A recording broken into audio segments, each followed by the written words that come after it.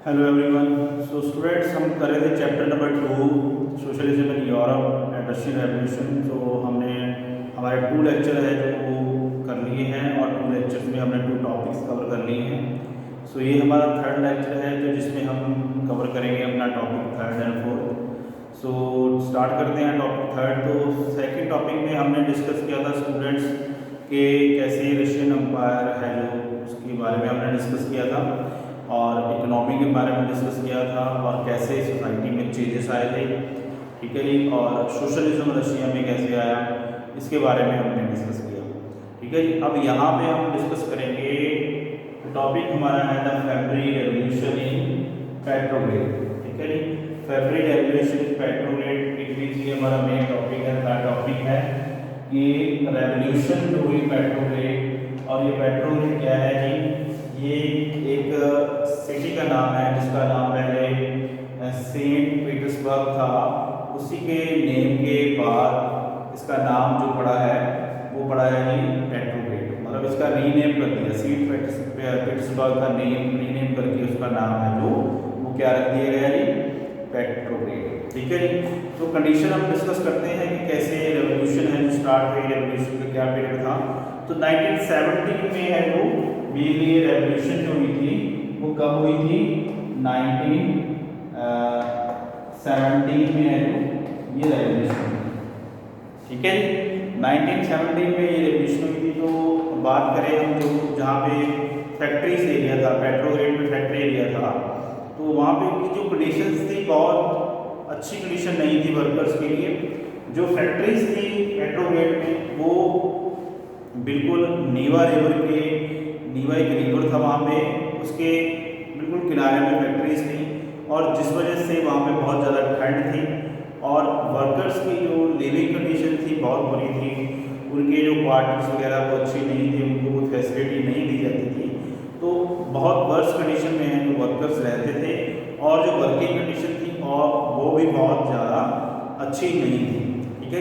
जिसकी वजह से वर्कर हैं जो वो काफ़ी परेशान हुए और उन्होंने तंग आके 20 फरवरी यानी कि 1970 20 फरवरी को वो सभी क्या चले गए जी, स्ट्राइक्स पे चले गए, ठीक है जी। जब उन्होंने स्ट्राइक्स पे चले गए तो जो फैक्ट्रीज का वर्क था, फैक्ट्री का काम था, बिल्कुल बंद हो गया, ठीक है जी। तो जो पुलिस थी या किंग था उन्होंने इस स्ट्राइक को रोकने की कोशिश की और बहुत ज़्यादा लोग हैं वहाँ पे इकट्ठे हुए। So right next day workers 50 factory called a strike sympathy. Many factory women lead a way of to strike. So 20 फरवरी को लॉकआउट हो गया, यानी कि बहुत सारी फैक्ट्रीज जिसमें हम बोल सकते हैं कि 50 फैक्ट्री के वर्कर्स हैं वो टोटली स्ट्राइक पे चले भी, कोई भी काम नहीं करेगा। स्ट्राइक है जो सिंपैथी के लिए स्ट्राइक है जो स्टार्ट हो गई। वुमेन्स ने भी इसमें बहुत लास्ट के ऊपर पार्टिसिपेट किया, बहुत सारे लोगों ने इसमें पार्टिसिपेट किया। इस जितने भी वर्कर्स हैं सभी इस स्ट्राइक में शामिल हो गई। तो क्या हुआ जी, उसके बाद डेमोन्स्ट्रेटिंग वर्कर ने क्रॉस किया फैक्ट्री क्वार्टर्स को, फिर कैपिटल थी जो वहाँ पे चले गए, कैपिटल के सेंटर में, ठीक है जी, जो था नवास्की प्रॉस्पेक्ट पिकेट, ठीक है। Non political party actively organize. So demonstrating despite evening came back 24 and 25th फरवरी को भी स्ट्राइक है जो स्टार्ट रही। गवर्नमेंट ने किंग ने इस स्ट्राइक को रोकने के लिए पुलिस को भेजा, कैवलरी को भेजा, बट वो बिल्कुल ही असफल रहे, अनसक्सेसफुल रहे इस स्ट्राइक को रोकने में। तो जो भीड़ थी, जो स्ट्राइक थी, लोग थे, पीपल थे, उन्होंने उनके ऊपर ही अटैक कर दिया, ठीक है जी। तो ऐसे 25 फरवरी को गवर्नमेंट ने जो सस्पेंड थी दुमा को सस्पेंड कर दिया गया और पॉलिटिशियंस हैं जो वो उसके अगेंस्ट बोले। तो 1927 फरवरी को पुलिस हेडक्वार्टर को भी लूट लिया गया एंड स्ट्रीट्स के में स्लोगन है जो वो बजाया गया, ब्रेड और बीज के लिए लड़ाई थी जो चल रही थी। जो प्राइस बढ़े थे ब्रेड के, ठीक है जी, उसके अगेंस्ट उन्होंने आवाज़ उठाई, इसके प्राइस कम होने चाहिए। गवर्नमेंट बिल्डिंग को जला दिया गया, पुलिस स्टेशन को रैंक कर दिया गया, लूट लिया गया। तो ऐसे रेवोल्यूशन ऑल ओवर यूरोप में, ऑल ओवर रशिया में जो फेब्रुअरी रेवोल्यूशन है जो वो फैल चुकी है। तो काफ़ी मतलब ऐसा हम बोल सकते हैं कि बहुत बड़ा स्टेप था रशियन पीपल का, जो उन्होंने इतनी बड़ी है जो रेवोल्यूशन है जो कर दी। और उसके बाद लोग हैं जो गैदर हुए सोवियत और council in the same building in government and this was petro Soviet. तो इसको मतलब स्ट्राइक के बाद लोग वहाँ पे इकट्ठे हुए, कहाँ पे दुमा में इकट्ठे हुए, और जिसको सोवियत दुमा बोला गया, ठीक है, सोवियत पेट्रोग्रेड बोला गया। ऐसा रेवोल्यूशन के बाद हुआ, ठीक है। नेक्स्ट डे जो तिसार था, delegation went to see tsar military commander advice him to abdicate. He followed the advice, abdicate to march. Soviet leader Duma formed और उसके बाद किंग की गवर्नमेंट को कैंसिल करके वहाँ पे प्रोविजनल गवर्नमेंट है वो बनाई गई, यानी कि सोवियत प्रोविजनल गवर्नमेंट है जो वहाँ पे इस्टेब्लिश की गई, ठीक है जी। तो फेब्रुअरी रेवोल्यूशन ऐसे स्टार्ट हुई और ऐसे उन्होंने गवर्नमेंट को सस्पेंड करके, दुमा को सस्पेंड करके एक नई प्रोविजनल गवर्नमेंट है वो वहाँ पे इस्टेब्लिश की, ठीक है जी। तो फेब्रुअरी रेवोल्यूशन ऐसे हुई स्टूडेंट्स कि हमने लास्ट टॉपिक्स में जो भी पढ़ा उसके बाद जो रिजल्ट था वो फेब्रुअरी रेवोल्यूशन था, ठीक है जी। सो उसके बाद हम बात करते हैं next after February. After February क्या हुआ, ठीक है। तो फेब्रुअरी रेवोल्यूशन में क्या हुआ कि रेवोल्यूशन प्रोविजनल गवर्नमेंट बनी और उसके इफेक्ट क्या हुए, कौन कौन से इफेक्ट आए फेब्रुअरी रेवोल्यूशन, वो अब हमने यहाँ में है जो वो डिस्कस करना है कि कौन कौन से इफेक्ट आए फेब्रुअरी रेवोल्यूशन, ठीक है। ये प्रोविजनल गवर्नमेंट बन चुकी थी, liberal and socialist among the workers toward the elected government और restriction on public meeting and administration were removed.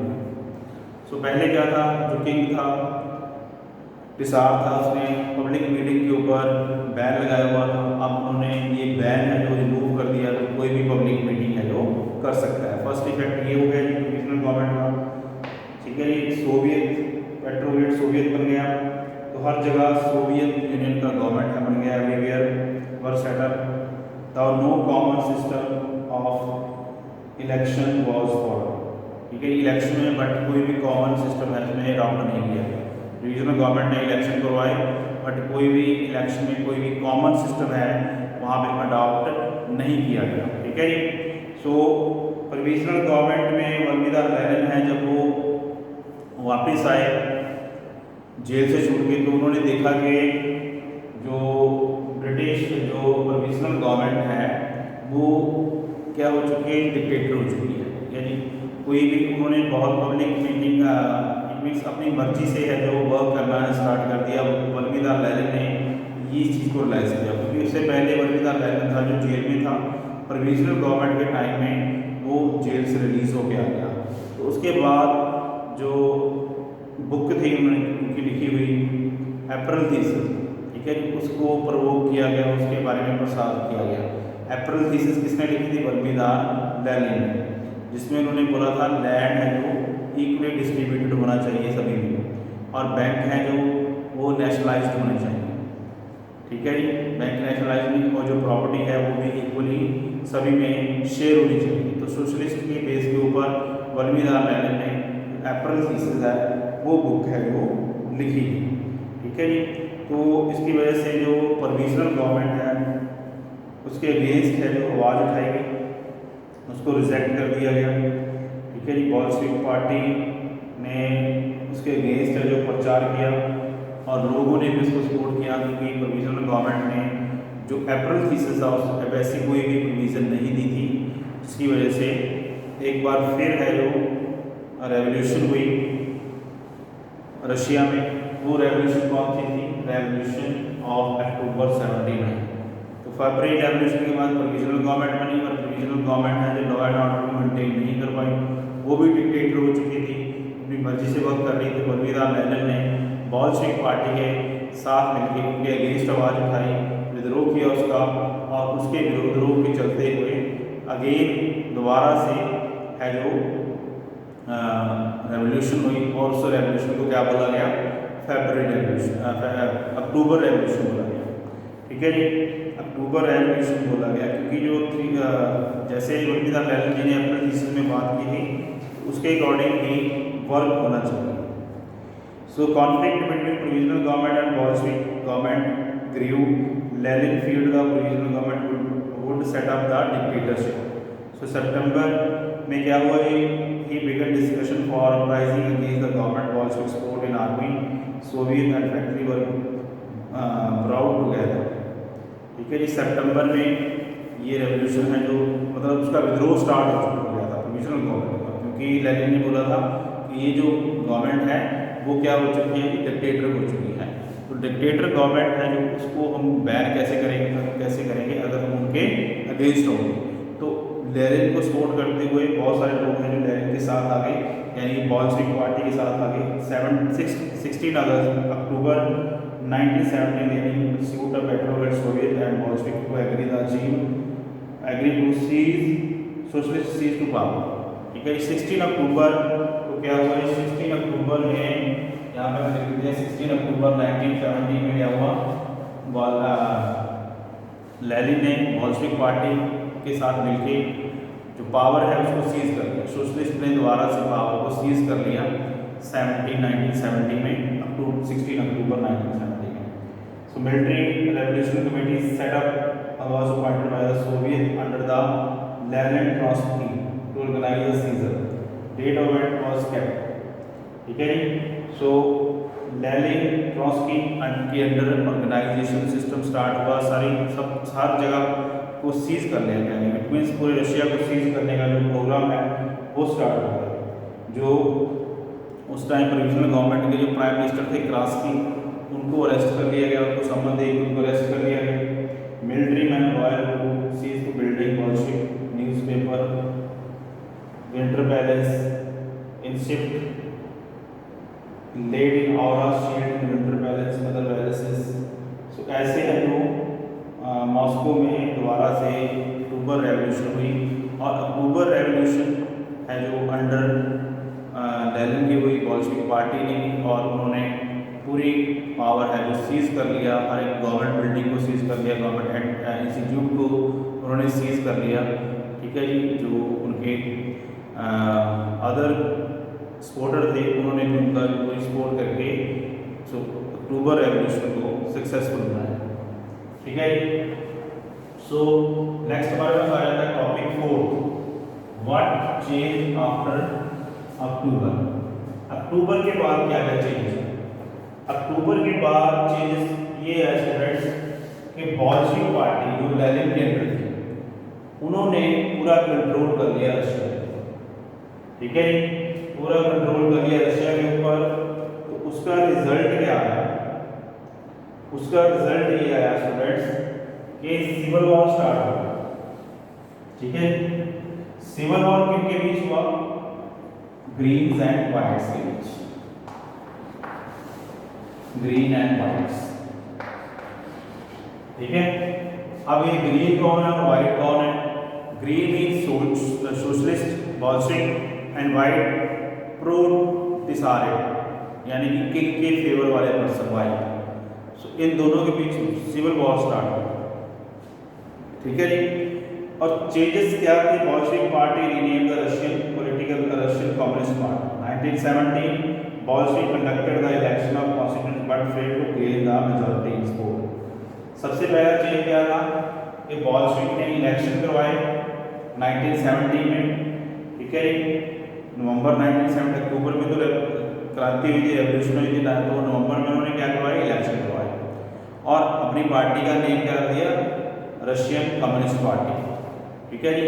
और इलेक्शन करवाए तो इलेक्शन करवाने के बाद उनको मेजॉरिटी नहीं मिली, not gain a proper majority. 1980 में क्या assembly rejected the Bolshevik major and Lenin dismissed the assembly. जो भी मेजर्स बोल्शेविक पार्टी ने किए थे तो उसको रिजेक्ट कर दिया गया। रिजेक्ट करने के बाद जो लेनिन की असेंबली थी, लेनिन ने असेंबली को भी डिसमिस कर दिया। तो Russian Congress Soviet was more democratic than the assembly elected on certain condition. मार्च 1980 में हम क्या हुआ कि opposition by their political life Bolshevik made a peace with Germany in लिस्टन। ठीक है जी, तो जर्मनी में भी उन्होंने पीस इस्टेब्लिश किया, उनके साथ ट्रीटी करके। ये इंसिडेंट है जो वो ये इफेक्ट है जो पड़े कि फर्स्टली क्या था, प्रोविजनल गवर्नमेंट रिजेक्ट हो गई थी। उसके बाद लेनिन ने 1970 नवंबर में इलेक्शन कराया जिसमें उसको मेजॉरिटी नहीं मिली। फिर उसने असेंबली को डिसमिस किया, फिर उन्होंने जर्मनी के साथ ट्रीटी करके पीस इस्टेब्लिश किया। ठीक है जी, और उसके many young writer and artist rallied to party because stood socialism for change after October 1970 lead experiment art and architecture but dissolution because of the censorship party encouraged। ठीक है, तो ऐसे इंसिडेंट है जो स्टार्ट हो गए अक्टूबर रेवोल्यूशन के बाद, यानी कि अनसर्टेनिटी आ गई, स्थिरता नहीं आई, स्टेबिलिटी नहीं आई, इंस्टेबिलिटी आ गई। ठीक है जी, और सिविल वॉर स्टार्ट हो गया। सिविल वॉर किसके बीच स्टार्ट हुआ था? ग्रीन एंड वाइट्स के बीच। ग्रीन थे बॉल्शेविक और वाइट थे प्रो टिसारिस्ट। वो क्या चाहते थे? बॉल्शेविक चाहते थे कि प्रॉपर सोशलिज्म हो, पूरा सोशलिज्म हो पूरे रशिया में। ठीक है जी, राइट सोशलिज्म हो, जैसा सोशलिज्म वो चाहते हैं सोवियत गवर्नमेंट बने। बट टिसारिस्ट क्या चाहते थे, वाइट क्या चाहते थे? जैसे इनका रूल था सेम एज इट है जो रूल है यहाँ पे होना चाहिए। ठीक है, किंग का रूल चाहे दुमा नहीं होनी चाहिए, इलेक्टेड दुमा नहीं होनी चाहिए, किंग का रूल होना चाहिए। ठीक है जी, so during 1890 greens and whites control most of the Russian empire. So ज़्यादा वाइट और ग्रीन्स ने पूरे मोस्ट ऑफ रशिया के ऊपर अपना कंट्रोल एस्टैब्लिश कर लिया। So they were backed by the French American British and Germanies troops. All the troops were worried at the growth of socialism. It means उन्होंने सभी को खदेड़ दिया। किस किस को? फ्रेंच की आर्मी को, अमेरिका की आर्मी को, ब्रिटेन की आर्मी को, जैपनीज आर्मी को खदेड़ के उन्होंने मोस्टली जो रशिया के पार्ट के ऊपर अपना रूल है जो इस्टेब्लिश कर लिया। सो इससे हम ये बोल सकते हैं कि सोशलिज्म है जो इस्टेब्लिश होना शुरू हो गया, यानी कि इस्टेब्लिश हो गया। सो ये जो नियर अबाउट कंट्रीज थी ये वरीड अबाउट थी कि यहाँ पे सोशलिज्म है जो स्प्रेड हो रहा है। अगर यहाँ पे स्प्रेड हो गया तो ये हमारे कंट्रीज में भी स्प्रेड हो सकता है। ठीक है, so at this groups Bolshevik fought civil war, looting, banditry, famine, legal. So जब सिविल वॉर चल रहा था तो उस टाइम में फेमाइन हो चुका था, लूटिंग हो रही थी, पैंडेटरी हो रही थी, लूटमार हो रही थी। ठीक है, ये चीज़ें कॉमन हो चुकी थी सिविल वॉर के time. Supporter of private property among whites took harsh step with the peasant who had lands. Such action lead to the loss of popular support of non-Bolshevik। अब जो वाइट थे वो क्या चाहते थे कि प्रॉपर्टी हो, जिनकी प्रॉपर्टी उनके पास ही उनको ही दे दी जाए। बट उनके बीच वॉर चल रहा था सिविल वॉर, तो उन्होंने इस चीज़ को नहीं माना, नॉन बॉल्शेविक को खदेड़ दिया, वहाँ से उनको निकाल दिया। सेम है, वो कहते थे जो लैंड है वो इक्वली स्प्लिट किया जाएगा, सभी में डिवाइड किया जाएगा। बॉल्शेविक ये चाहते थे। ठीक है जी, so they succeeded due to the cooperation with the non Russian nationalist and Muslim class. Cooperation did not where Russian colonist turn in Bolshevik. So ऐसे हम ये बोल सकते हैं कि बॉल्शेविक ने कंट्रोल है अपना पूरा इस्टेब्लिश कर लिया रशिया के ऊपर। तो party renamed non Russian nationalist were given to political autonomy. So ऐसे पूरी अटॉनमी, पॉलिटिकल अटॉनमी बॉल्शेविक में हाथ में आ गई और ये बॉल्शेविक पार्टी बाद में सोशलिस्ट पार्टी बन गई, जिसको यूएसएसआर बनाया गया, यूनियन सोवियत सोशलिस्ट रिपब्लिक। सो ये इस्टेब्लिश हो गई दिसंबर 1992 में। रशियन एम्पायर बन गई। Russian the state created from Russian empire in December 1992। So Russian empire की जगह यूएसएसआर है जो 1992 में इस्टेब्लिश हुई। और ये सिस्टम है जो सोवियत यूनियन का, यानी कि यूनियन सोवियत सोशलिस्ट रिपब्लिक है जो वो 1991 तक है इनका रूल रहा रशिया। ठीक है जी, तो ऐसे हम ये बोल सकते हैं उन्होंने क्या किया, अपना रूल है इस्टेब्लिश कर दिया सिविल वॉर के बाद। ठीक है जी, तो लास्ट हमारे पास आ जाता है 4.2 क्या है, मेकिंग अ सोशलिस्ट सोसाइटी, कि कैसे उन्होंने सोशलिस्ट सोसाइटी है जो मेक की बनाई। So during civil war, Bolshevik kept industries and bank nationalized. They permitted peasants to cultivate the land that had been socialized. Bolshevik had confiscated land to be demonstrated what collective would be work. It means socialist ने, Bolshevik ने क्या किया, bank को nationalise कर दिया, property equally distribute कर दी peasant में, कि वो अपनी मर्जी से है वहाँ पे वर्क है जो कर सकते हैं, ठीक है जी। और सेंट्रलाइज्ड प्लानिंग बनाई गई, सेंट्रलाइज्ड प्लानिंग बनाई गई, इट मीन्स 5 ईयर प्लान बनाया गया कि 5 ईयर में गवर्नमेंट है जो भी उसने अपना एजेंडा रखा है, जो भी उनकी पॉलिसी है उसके अकॉर्डिंग वो वर्क करेंगे, और वर्क करने के साथ साथ वो है जो जितने भी उनके टारगेट हैं 5 ईयर में वो अचीव करेंगे। तो 5 ईयर प्लान है जो वो अडॉप्ट किया गया, ठीक है। स्टूडेंट्स, इंडिया में भी जब इंडिया इंडिपेंडेंट हुआ तो इंडिया ने भी रशिया की कॉपी करके ही 5 ईयर प्लान है जो वो यहाँ पे इस्टेब्लिश किया था, बनाया था।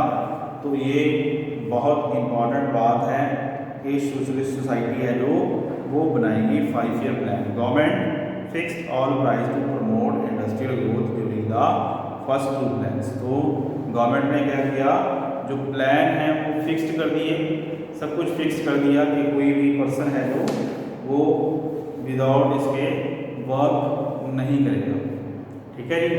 तो सोशलिस्ट पार्टी ने क्या किया, सेंट्रलाइज्ड प्लानिंग, इकोनॉमिक ग्रोथ की, प्रोडक्शन है जो बहुत बढ़ गई 1929 से 1930 100% ऑयल न्यू फैक्ट्री है जो वो सेटअप की, ठीक है जी।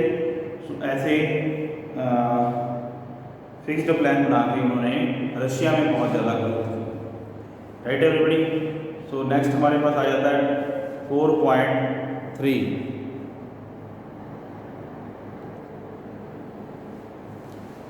सो ऐसे जो सोशलिस्ट सोसाइटी है वो बनाई गई रशिया में, कि सब कुछ प्लान किया गया, इकोनॉमी को स्ट्रेंथ किया गया, नेचुरल रिसोर्सेज को प्रॉपर वे से यूज़ किया गया, स्कूल्स बना दिए गए, क्रचेस बना दिए गए, जो वर्कर्स थे उनके बच्चों के लिए क्रचेस खोल दिए गए, एजुकेशन है जो फ्री कर दी गई, ओपन कर दी गई, कि जिससे वर्कर्स हैं जो उनके बच्चे हैं जो इजीली हैं जो एजुकेशन ले सकें। और जो बड़े बड़े लार्ज हाउस थे उनको फैमिली साइज के अकॉर्डिंग है जो डिस्ट्रीब्यूट कर दिया गया, जो कॉमन पीपल है उनको दे दिए गए, लैंड जो फील्ड है वहाँ पे वर्कर्स को अपनी मर्जी से काम करने की परमिशन दे दी गई। तो हर एक चीज़ है जो सेंट्रलाइज्ड की गई बॉल्शेविक गवर्नमेंट के द्वारा, ठीक है जी। स्कूलिंग सिस्टम बहुत अच्छे से डेवलप किया गया। तो ये था हमारा मेकिंग सोशलिस्ट सोसाइटी। उसके बाद हमारा 4.3 आ जाता है जी स्टैलिनिज्म एंड कलेक्टिव लिबरेशन। स्टैलिनिज्म यानी इट मीन्स के बर्मीदार लेनिन के बाद स्टैलिन थे जिन्होंने यहाँ पे दोबारा से जो रशिया की वार है अपने हाथ में ली, ठीक है जी। ये पीरियड है जी प्लैंड इकोनॉमी का, so link with the disaster collective agriculture. So 1927 to 1928 में towns in Soviet were facing a great problem in grain supply. So 1927 और 1928 में रशिया ने बहुत बड़ी प्रॉब्लम फेस की। वो कौन सी प्रॉब्लम थी कि जिससे फूड की प्रॉब्लम है जो उनको फेस करनी पड़ी, कि food supply, grain supply proper नहीं हो रही थी। तो रशियन गवर्नमेंट ने क्या किया, Russian government fix price at which grain must be sold, but peasants refused to sell their grain to the government buyer at these rates. So Russian government ने क्या किया, प्राइस फिक्स कर दिया कि peasant अपनी मर्जी से नहीं सेल कर सकते क्रॉप को, ग्रेन्स को, वो इस फिक्स प्राइस पे सेल करेंगे। बट पीजेंट ने यहाँ पे क्या किया, पीजेंट ने रिफ्यूज़ कर दिया कि हम या इस प्राइस के ऊपर है जो सेल नहीं करेंगे जो भी गवर्नमेंट ने फिक्स किया है, ठीक है जी। स्टैलिन वो headed the party after the death of Lenin. Stalin है जो डेथ के बाद लेनिन की डेथ के बाद वो पार्टी के हेड बने थे। इंट्रोड्यूस उन्होंने एमरजेंसी है जो इंट्रोड्यूस की free emergency measures he played rich peasant and traders in the countryside were holding stock in the hope higher price and speculation had to be stopped and supply confiscated. So Stalin ने ये सोचा कि जो rich हैं, rich peasant हैं, rich farmer हैं, वो क्या करते हैं, स्टॉक कर लेते हैं ग्रेन को, और होप करते हैं कि जब प्राइस बढ़ जाएंगे तब वो उसको रिलीज़ करें। ठीक है जी। तो इससे क्या होता है, सिस्टम में अनसर्टेनिटी आ जाती है। ठीक है जी। सो 1928 में party member torture the grain producing area supervising forced and grain collective and raiding kulaks the name well to be present. 1928 में पार्टी ने क्या किया कि लैंड सिस्टम को कलेक्टिव करने के बारे में सोचा, और जो गुल्लक्स थे उनको रेड करने के लिए बोला। यानी गुल्लक्स मीन्स, गुल्लक के लिए वर्ड यूज़ किया गया है किसानों के लिए, पीजेंट के लिए यूज़ किया गया। तो शॉर्टेज कंटिन्यू, शॉर्टेज ऐसे ही रही जैसे पहले थी। So decision was taken to be collective farm. तो स्टेलिन ने क्या किया कि कलेक्टिवाइजेशन स्टार्ट किया कि अब कोई भी फार्मर है वो इंडिविजुअली फार्मिंग नहीं करेगा, वो कलेक्टिव फार्म में फार्मिंग करेगा। इट मीन्स प्रोडक्शन क्या होगी, कलेक्टिव होगी, प्रॉफिट क्या होगा, कलेक्टिव होगा। ठीक है जी। किसी को ज़्यादा प्रॉफिट नहीं मिलेगा, किसी को कम नहीं मिलेगा, जो भी है वो कलेक्टिव होगा। ठीक है जी। कलेक्टिवलाइजेशन फार्मिंग है जो वो स्टार्ट की है, बट पीजेंट है जो इससे एग्री नहीं थे। 1970 had been given to the peasant. Small significant farms could not be modernise. उन्होंने बोला जो स्मॉल फार्मर सिस्टम है उसको मॉडर्नाइज नहीं किया जा सकता। मतलब बड़े बड़े फार्म होंगे तो उसको मॉडर्नाइज हम कर सकते हैं, जो स्मॉल फार्मिंग एरिया है उसको हम मॉडर्नाइज नहीं कर सकते। ठीक है जी। So to develop the farming and run along the industrial lines with the machinery, so eliminate kulaks, take away farms and establish state control large farm. अब उन्होंने क्या किया, स्टेट कंट्रोल लार्ज फार्म है वो एस्टैब्लिश किए गए। ठीक है जी। अब पीजेंट की कोई बात नहीं सुनी जाएगी, जो बात होगी गवर्नमेंट के फार्म होंगे, किसी की इंडिविजुअल फार्म नहीं होंगे। So Stalin collective program start किया गया 1929 में। Party force to all peasant to cultivate the collective farm. तो पार्टी ने फोर्स करना स्टार्ट कर दिया। अब यहाँ पे जो स्टार्ट हुआ, एक तरह से पीजेंट्स के साथ ज़बरदस्ती होनी शुरू हो गई कि उनको यहाँ पे काम करना ही पड़ेगा कलेक्टिव फार्म में। अगर वो नहीं करेंगे तो उनको पनिशमेंट दी जाएगी, उनको मार दिया जाएगा, उनको पनिश किया जाएगा। तो enraged peasant resist the authority, destroy the livestock. In 1929 से लेकर 1931 the number of cattle fell by 1/3। बहुत सारी क्वांटिटी में जो कैटल भी मारने शुरू हो गए उनके। So many were deported and exiled, जो उनकी बात नहीं करते थे, मानते थे, कलेक्टिव फार्म में जो काम नहीं करता था या उनको एक्साइल कर दिया जाता था या डिपोर्ट कर दिया जाता था।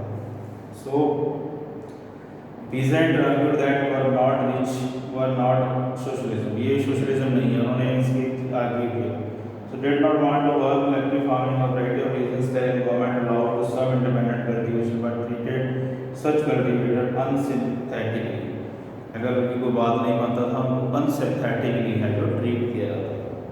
So collective production did not increase immediately. Bad harvest हुई 1930 से 1933 तक, बैड हार्वेस्ट, अच्छी हार्वेस्ट नहीं हुई। ठीक है जी। एकदम से इसका अच्छा रिजल्ट नहीं आया, तो एक तरह से एक बहुत बड़ी फरमाइन है जो फैल गई, यानी कि भूखमरी फैल गई और 4 मिलियन जो पीपल हैं वो डाइड हो गए due to the famine in Russia.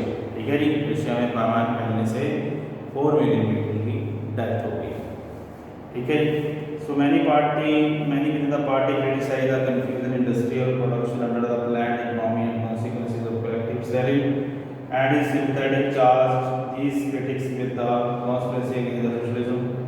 Acquisitions were made throughout the country in 1939. Over 2 million were prisoners of labor camps, most of innocent of the crimes, but not all of them. Large number forced to make false confession under the torture and were executed. Several among them are talented professionals. तो यहाँ पे हम ये बोल सकते हैं कि Stalin की जो कलेक्टिव फार्मिंग थी, अगर उसका कोई क्रिटिसिज्म करता था तो स्टालिन उस पर्सन को या तो एग्जीक्यूट कर देते या प्रिजनर बना देता था। सो 1939 में यहाँ पे हमारे पास डाटा दिया हुआ है 2 मिलियंस जो प्रिजनर थे उनको जेल में डाल दिया गया या लेबर कैंप्स में डाल दिया गया। सो इनोसेंट्स पर्सन के साथ क्राइम हुआ, जो उनके साथ खिलाफ बोलता था उनको एग्जीक्यूट कर दिया जाता था या निकाल दिया जाता था। तो इस तरह से सोशलिज्म है जो ऐसे वर्क कर रहा था रशिया में, ठीक है जी। सो ये एक तरह से डेमोक्रेसी भी नहीं थी। ये यहाँ पे हम क्रिटिसिज्म करते हैं सोशलिज्म का, क्योंकि किसी को भी बोलने का यहाँ पे राइट नहीं मिलता। ये इंसिडेंट को देखते हुए हम ये बोल सकते हैं कि रशिया में बहुत कलेक्टिव प्रोग्राम के ऊपर लोगों के साथ बहुत ज़्यादा गलत हुआ, ठीक है जी, बहुत ज़्यादा गलत हुआ। लास्टली हमारा 5th टॉपिक आ जाता है global influence of Russian revolution and USSR. So यहाँ पे हमारे पास टॉपिक में है कि क्या इसका इफेक्ट पड़ा ऑल ओवर वर्ल्ड के ऊपर रशियन रेवोल्यूशन का और यूएसएसआर का क्या, ठीक है जी। सो बहुत सारी कंट्रीज ने रशियन रेवोल्यूशन को देखते हुए रेवोल्यूशन स्टार्ट की और सोशलिज्म लेके आए और बहुत सारी कंट्री यूरोपियन कंट्री में सोशलिज्म फैला, सोशलिज्म स्प्रेड हुआ, ठीक है जी। कम्युनिस्ट पार्टी बनाई, ग्रेट ब्रिटेन में कम्युनिस्ट पार्टी बनी, Bolshevik influence the colonial peoples follow the experiment, many non Russian from outside this participate in the conference of peoples in east 1920। बहुत सारे लोगों ने बॉल्शेविक पार्टी में कॉन्फ्रेंस में हिस्सा लिया।